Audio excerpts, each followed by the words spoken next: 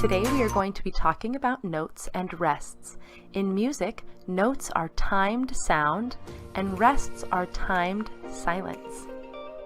It is important to know the relationship between these different kinds of notes and rests in order to read music. We are first going to start by learning the different types of notes and their names, followed by the types of rests. This is a whole note. This is the largest note value we have, meaning it takes up the most time or space in the music. A whole note is just a note head that is not filled in.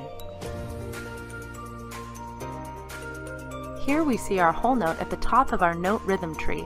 We will get more into that later. These are half notes. A half note is half the value of a whole note. Notice that a half note looks like a whole note with an open note head, but with a stem. The stem can point up or down. Stem direction does not change the value of the note. Here on our rhythm tree, you can see that a whole note can be divided into two equal halves, or half notes. Remember, two halves make a whole. Next we have a quarter note. A quarter note is 1/4 or a fourth of a whole note. Notice that the quarter note looks like the half note, but the note head is filled in. Again, the stems can point up or down, but that does not change the value or the length of the note. Back at our rhythm tree, we see we've added quarter notes. Notice that the half note can be divided into two quarter notes, just like the whole note was divided into two half notes. 4 quarter notes can fit into one whole. Just like a fraction, 1/4, you need 4 to make a whole. Our next note is an eighth note. Notice it looks like a quarter note, but we've added something called a flag. The flag always points to the right side, whether the note stem is pointing up or down. Sometimes when we have more than one eighth note next to each other, we turn the flag into a beam. Notice that this is still two separate eighth notes because there are two note heads, but they are beamed together for ease of reading. Back at our rhythm tree, you can see that a quarter note can be divided into two eighth notes. There are 8 eighth notes in a whole note. Finally, we have a 16th note. Notice how similar it looks to an eighth note, but instead of one flag, we have two. Just like an eighth note, 16th notes can be beamed together for ease of reading, but instead of one beam, we have two to represent the two flags. Back at our rhythm tree, we've added 16th notes. Notice that the eighth note can be divided into two 16th notes. The quarter note can be divided into 4 16th notes, the half note divided into 8 16th notes, and the whole note can be divided into 16 16th notes. We could keep dividing and divide our 16th note into 2, which would be 32nd notes, and divide that into 2, which would be 64th notes. But for our purposes, we are going to stop at 16th notes. Next, we will move on to rests. Rests have the same name as notes, but rests are silent, and notes have sound. A whole rest takes up the same amount of space as a whole note, but a whole rest is silence, while a whole note is sound. A whole rest is a box that hangs below a line on the staff. Some people think it looks like a hole in the ground. Next, we'll move on to half rests. A half rest looks very similar to a whole rest, except the box sits on top of a line on the staff instead of hangs below. Here we see a quarter rest. Remember, a quarter rest takes up the same amount of space as a quarter note. It's just silent instead of sound. Here we see an eighth rest. Remember, an eighth note had one flag. On an eighth rest, you have one flag on the front.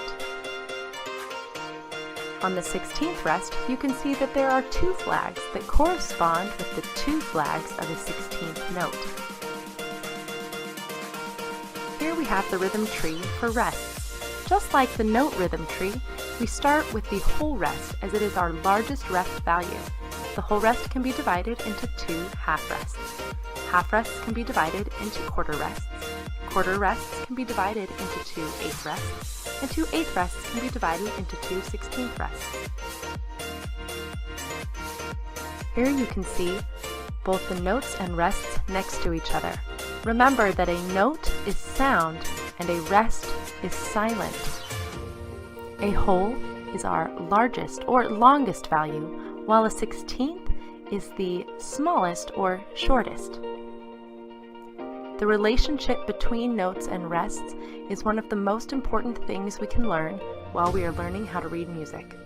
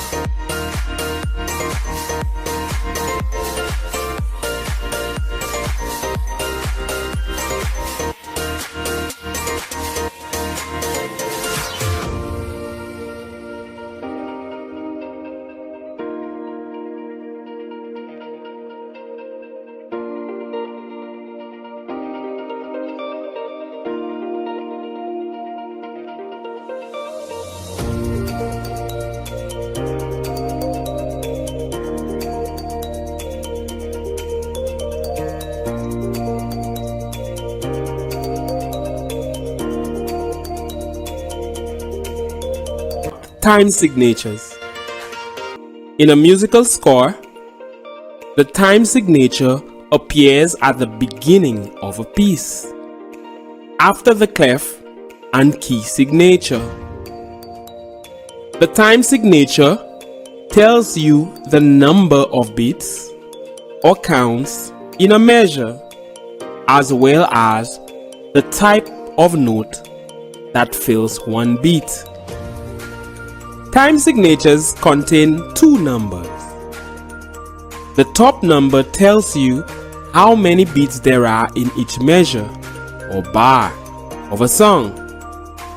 The bottom number tells you what kind of note gets a beat.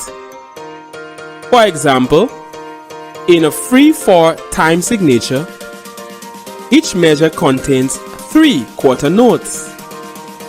In a 4/4 time signature, each measure contains 4 quarter notes. Most songs are written with a 4/4 time signature. The top 4 in a 4/4 time signature tells us that there are 4 beats in each measure. The bottom 4 tells us what note value constitutes one beat. In this case, a quarter note gets one beat.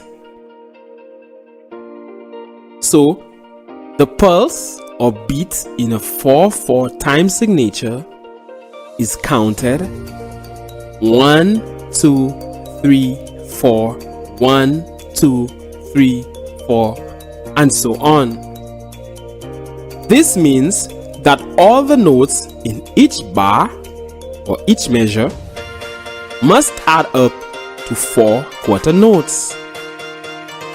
Any combination of rhythms can be used as long as they add up to 4 quarter notes. In other words, you can have 2 half notes in a measure, or you can have 2 quarter notes and 1 half note, or 1 whole note, or 8 eighth notes. It really doesn't matter, as long as the notes add up to 4 quarter notes. A quarter note receives 1 count, a half note receives 2, and a whole note receives 4 counts. 4/4 time is used so much that it is often called common time, written as a bold C.